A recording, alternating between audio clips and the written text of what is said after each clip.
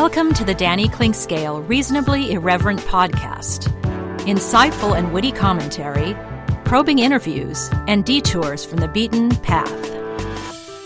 Welcome to Arts and Lifestyle Wednesday, presented by the Exit Room of Lee's Summit. And, of course, every other Wednesday we visit with Timothy Finn and talk music on Danny and Tim's music scene. He, of course, can be heard on 90.9 The Bridge, and his written work, which has been so outstanding in Kansas City through the years, now finds its home at In Kansas City magazine.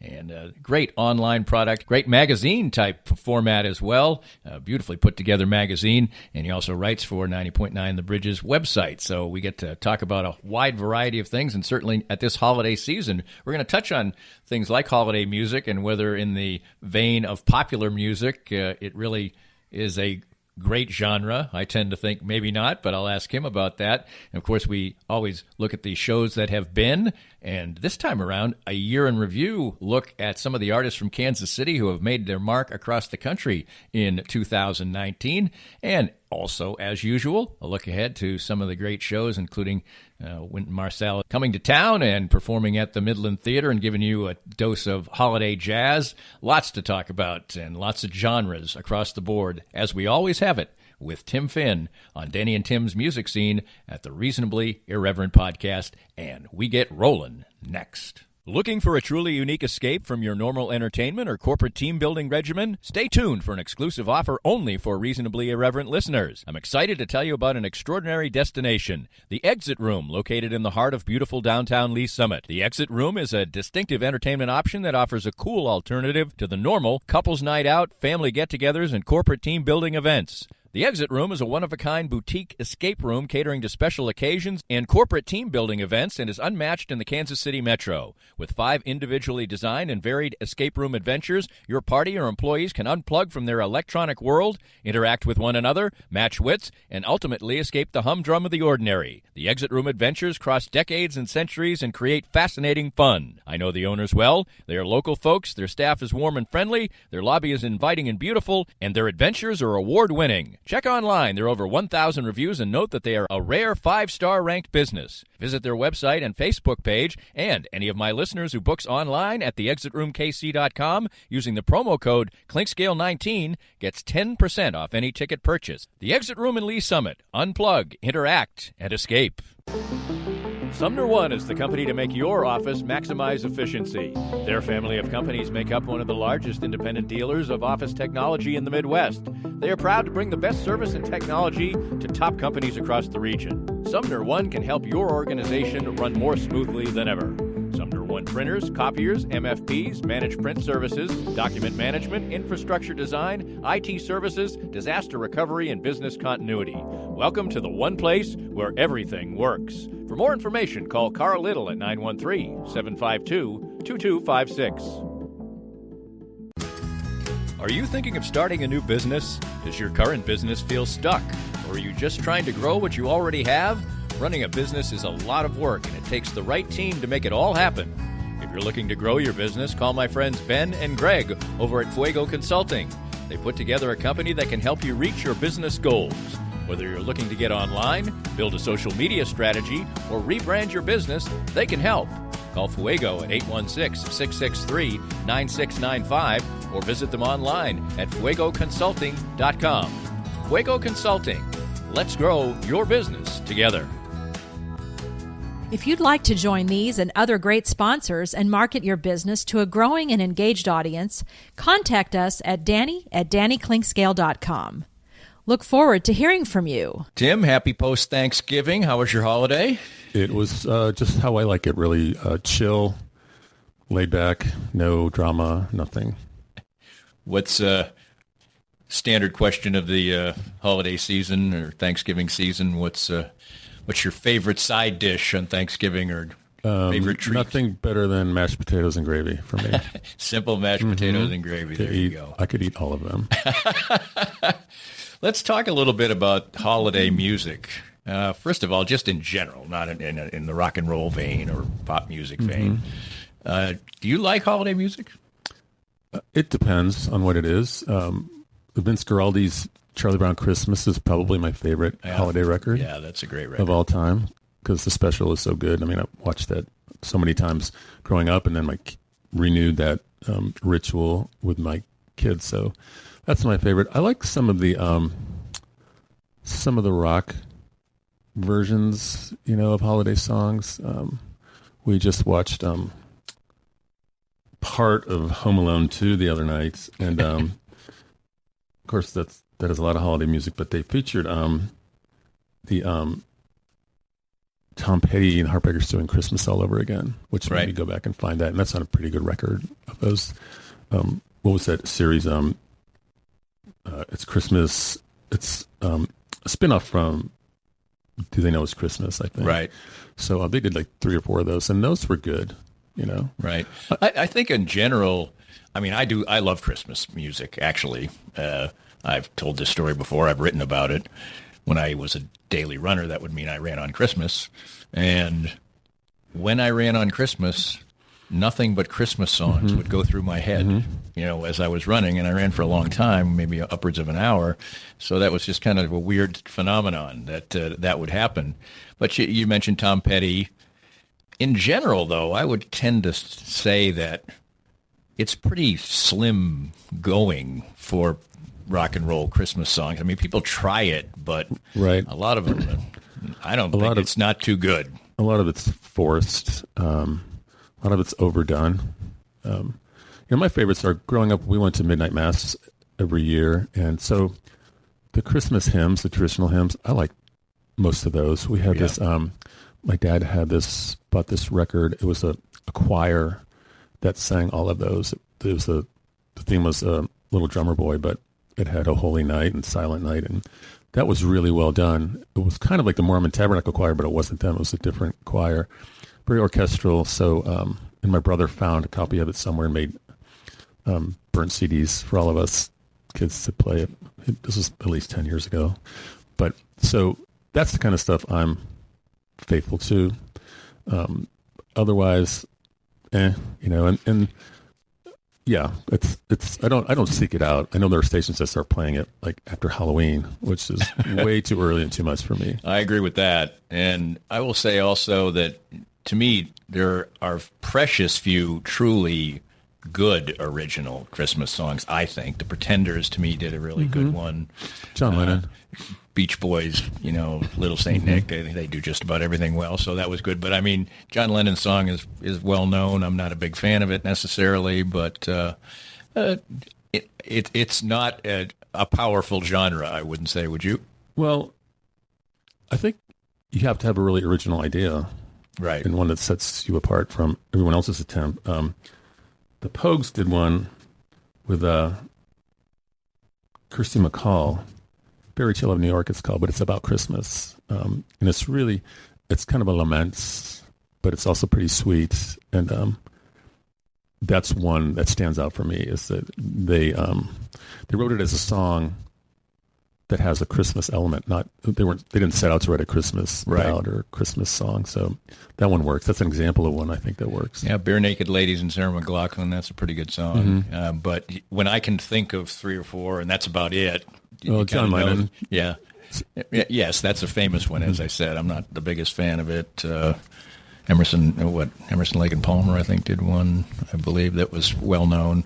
But anyway, so when you come to the end of the year, one thing that we'd look at is the year, and you took a great look at it in Kansas City Magazine and highlighting some local performers who had really good years. And I thought it was a great read, interesting. Why don't we go through some of those performers who, in your mind, had a great year and, as you put it, sort of were taking their strengths outside the 816-913, and started with Danielle Nicole Schnebelin. Right. So she was a Grammy nominee for a contemporary blues album. And she didn't win, but she was out there at the ceremony. She was like, you would be if you're a nominee in a major category. They played it. I don't think that wasn't on TV. They didn't televise that award ceremony, but it was relatively close to the start of the show. It got some respect. So she came on the radio with us over at the bridge and was talking about all the celebrities that were there and how they were sitting there looking at each other going, what are we doing in this room? But yeah, so she also won several blues awards. She put out a really great record the year before, the one that got nominated, that has a song that Bill Withers gave to them. He came into their studio once with a friend while they were recording. He goes, I really like your voice. And his friend said, well, why don't you give him a song? And the band was like, awkward. He goes, I have one in my car. Come out and listen to it. So she went out and listened to it on this little demo on a cassette tape and with Bill Withers. And she's having another moment like, how did I get here? And right. Anyway, so it ended up on the record. It's a really great song.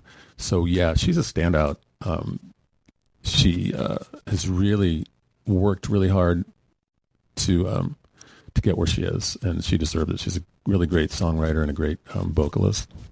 Making Movies has been around for a while, and they're starting to really get some traction, get some help from big names in the industry. So a good year for them. Yeah, and what was not included in what I wrote for the magazine was they were touring out west in California, and on their day off, they were able to go to the Latin Grammys because an album that they contributed to with Ruben Blades was up for Album of the Year, and they did a song on that record. So they were invited to the ceremony. They didn't win, another record won, but that was just one part of a bigger story with their affiliation and collaboration with Ruben Blades, who's one of the biggest stars in Latin music. He's like the Dylan. He's considered the Dylan of Latin music. In fact, he did a song with them on Making Movies records that was that he co-wrote with Lou Reed. Ruben co-wrote with Lou Reed back in the 80s, which happened to be about immigration, which is the overarching theme of this new record. So, right. And it's one of my favorite songs of the year. So they just keep making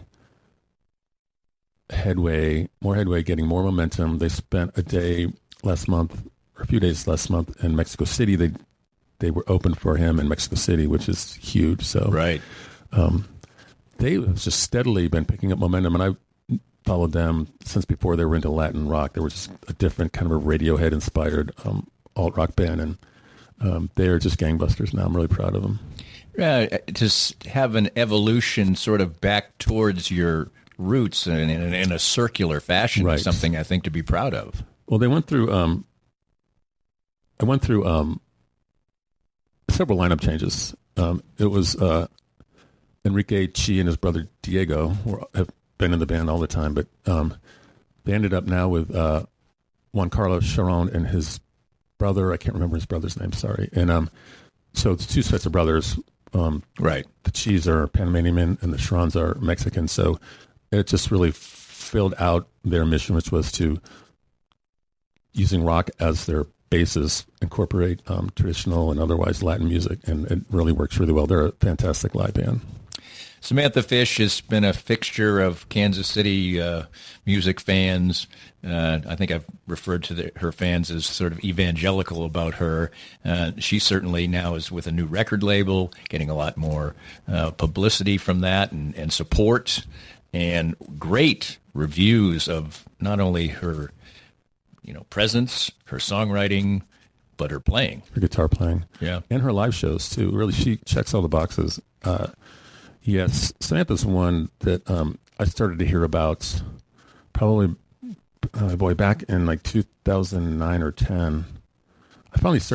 I interviewed her, I think it was in 2010. She might have been 20, maybe on the verge of 21. And she was a good player back then. And she was making a record, and she was part of this trio of women with guitars, I think it was called. There were three blues guitarists. And so she had already elevated her game by that point. But every facet of her game has taken off. Songwriting, singing. She's a much better singer, exceptionally better guitar player. She's changed her everything, her looks, her stage persona. She's very comfortable on stage, and she's very charming and self-effacing, and there's like nothing wrong with her game. And it's showing because she lives in New Orleans now. She tours relentlessly. She's hits all the big festivals, not just blues festivals, but she was a headliner at the Heritage Jazz Festival in New Orleans, which is one of the biggest festivals in the world.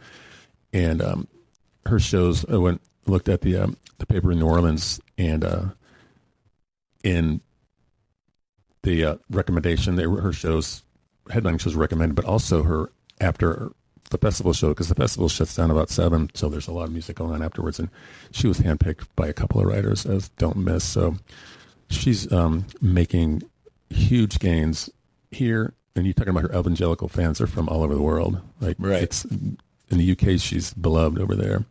And she's got a show here coming up at the end of this month, so at Knuckleheads. And she doesn't play here a lot, maybe 2 at tops 3 times a year. So it's a chance to see her, and it'll be at the, in the garage, which is a relatively small place for her. Yeah, and it's a good venue, absolutely, that they've added. What is it? You just mentioned, Europe, England. What is it about? Just touch on the history of American artists who maybe aren't even that revered here, but then they have huge followings over in Europe. I mean, there's a real tradition of that, and I guess it's kind of goes back and forth a little bit too. But usually, somebody who makes it over here from Europe is really big over there, and maybe they make inroads here. And sort of the reverse can happen, it seems, with American artists, and there's a history of it all the way back to blues artists. And I think it has to do with authenticity. I mean, going back to the 50s, where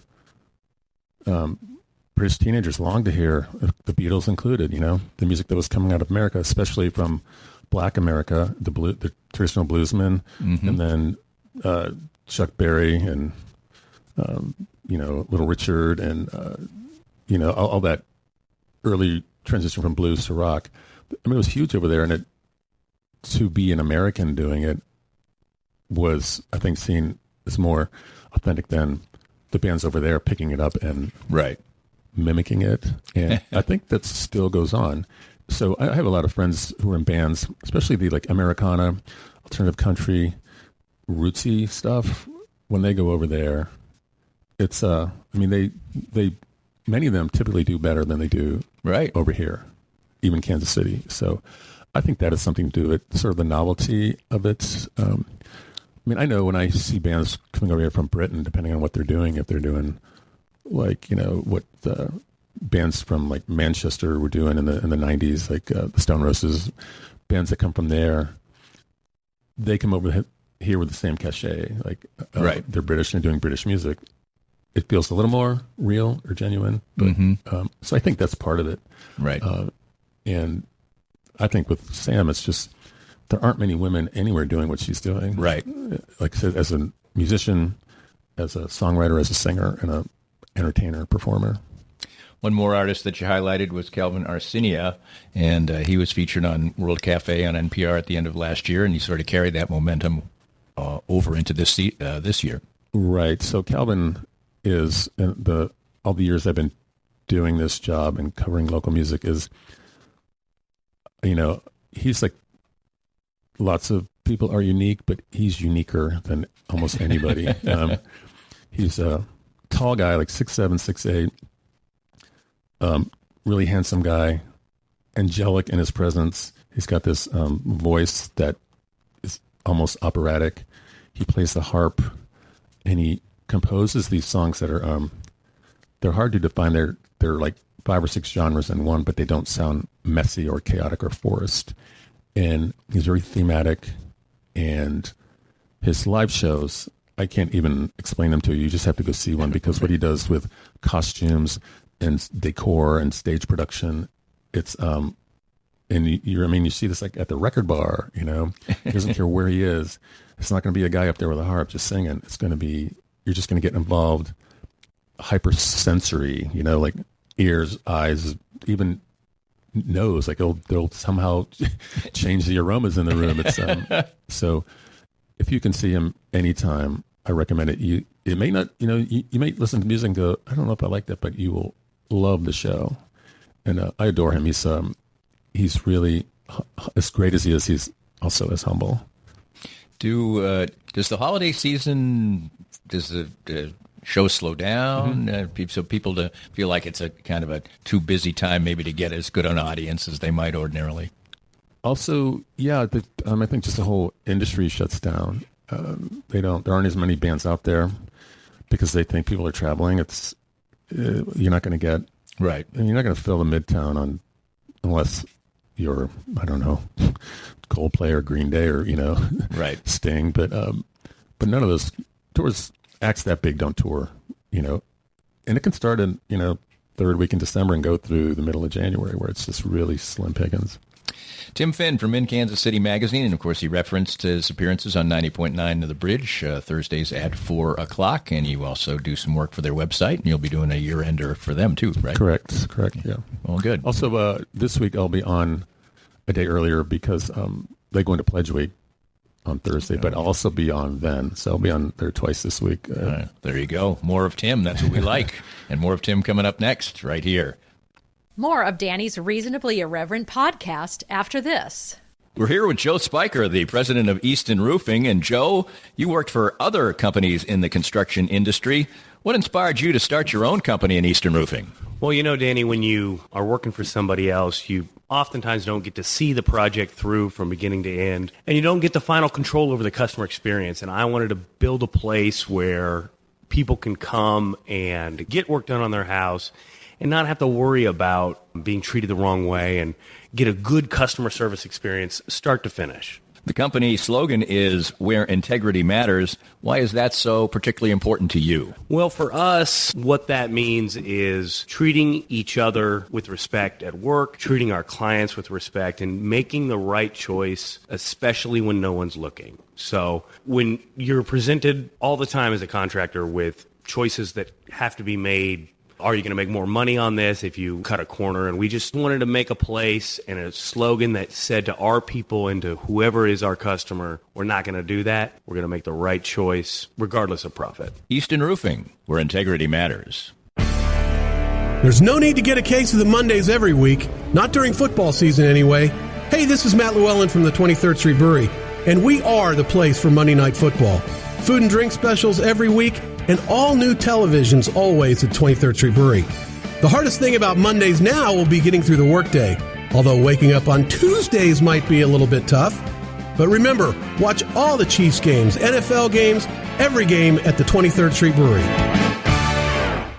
I was duped, and I recommend you be next. For better or worse, the ultra-realistic impression of me sits now in my wife's office to spook her on a daily basis. So what is Doob? D-O-O-B. It's the keepsake of a lifetime, a 3D-generated, incredibly lifelike figurine. 66 cameras take an image at exactly the same moment in any pose, and state-of-the-art 3D technology transforms that into exact replicas of you, anyone you know or love, a pet, whomever is close to your heart. Create lifetime memories with a Doob. Visit their Facebook page at Doob 3D Kansas City, or better yet, see their incredible creations. Visit their location down on the plaza in the heart of it at 231 West 47th Street in KC Mo. Doob, be next. For many people, a family law case will be one of the most difficult experiences in their life.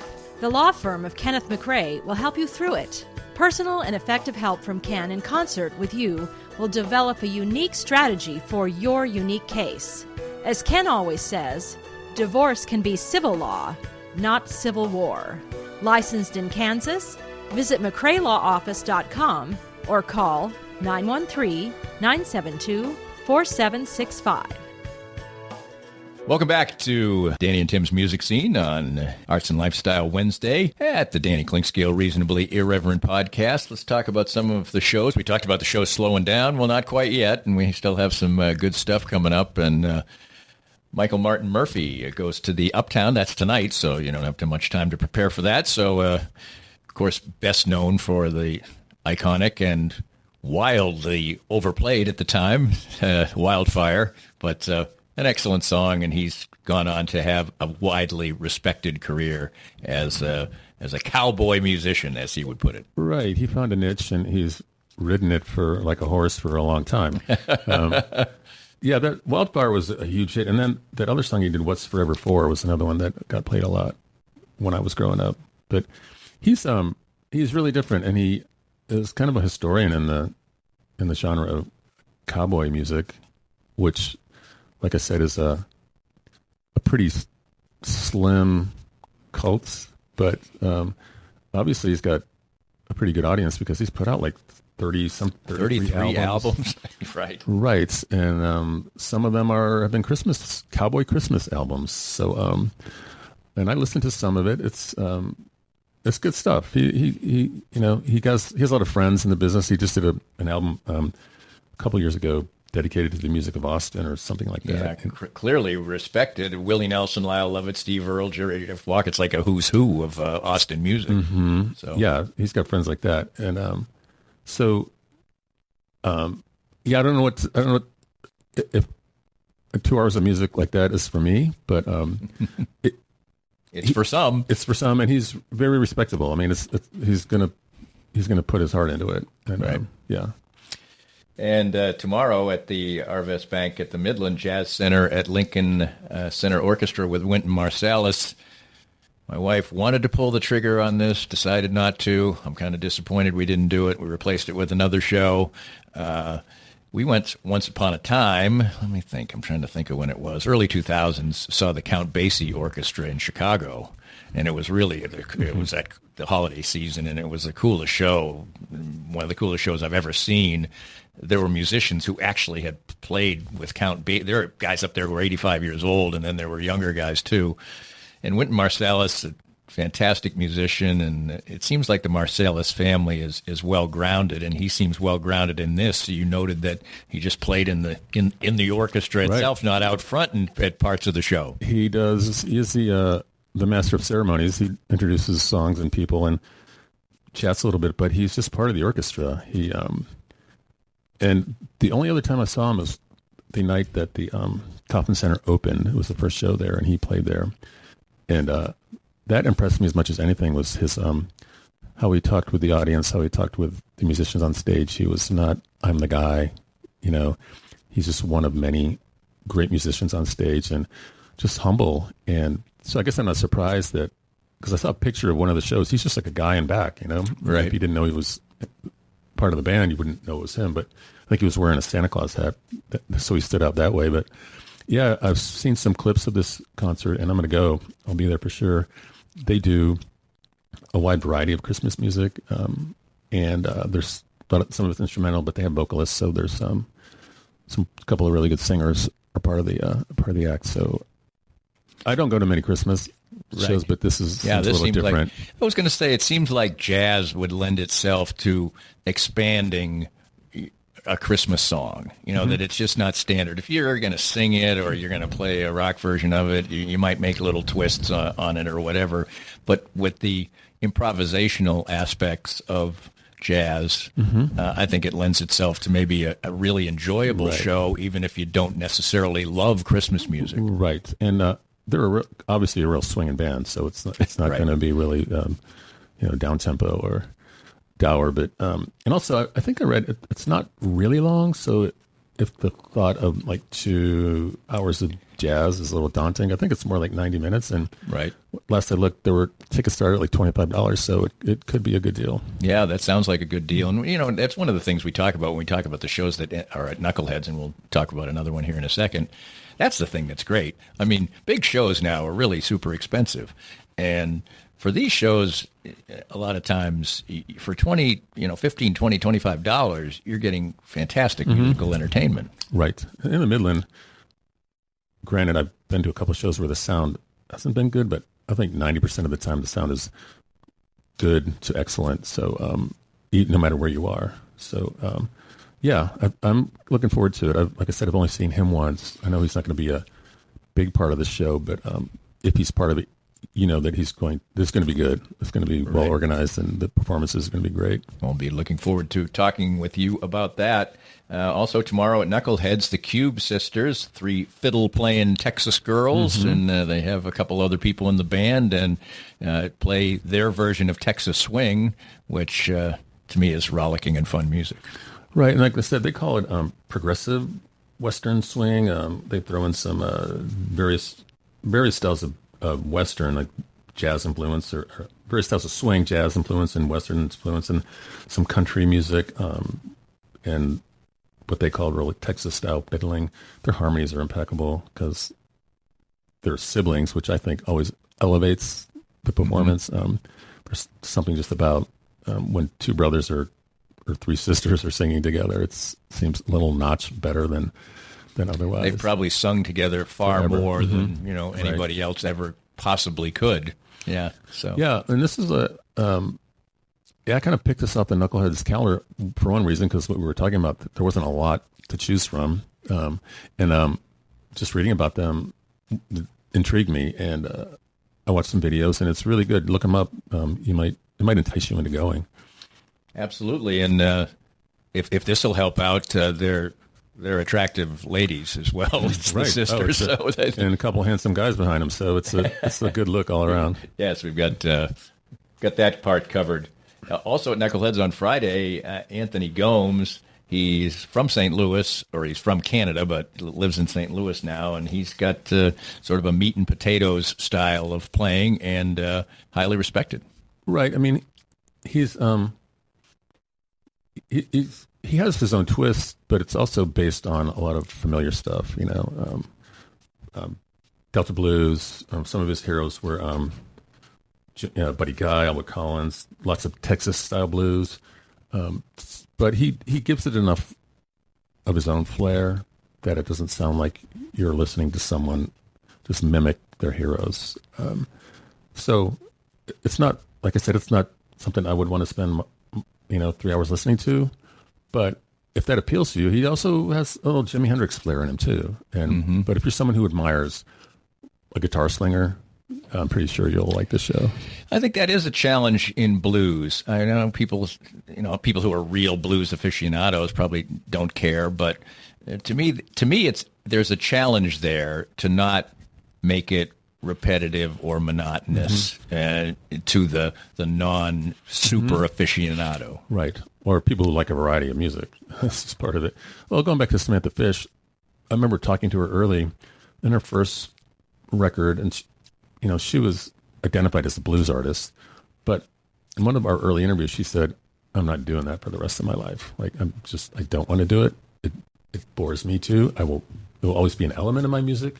And she's done just that. She's gone down these little, side paths and added horn sections or whatever, something, just so it doesn't sound like straight up Chicago blues or Texas blues or traditional blues. It's always another accent or element in there that's intriguing. And so she's been fun to follow, because if she had just been making the same record for 10 years, I would have said, no, I've heard it before. Thanks. Right. And also what you're talking about is a balance too, because if you make your mark as a blues artist and then you sort of go off the reservation, there's a danger that people are going to be off put. Right. Well, she put out this record a couple of years ago. It's a combination of like garage rock and like old soul music, And when she told me about her long-term plans, I said, "Aren't you worried that your blues fans are going to get mad and will turn away?" And she's like, "Okay, I don't put out music for my fans. I put out music for me, and I hope they like it." And right.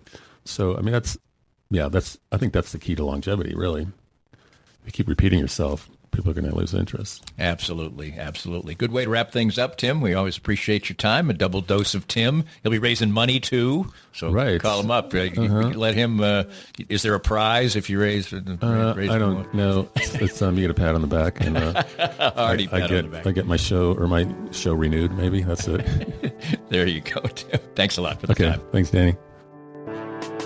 We hope you enjoyed the latest Danny Klingscale Reasonably Irreverent podcast.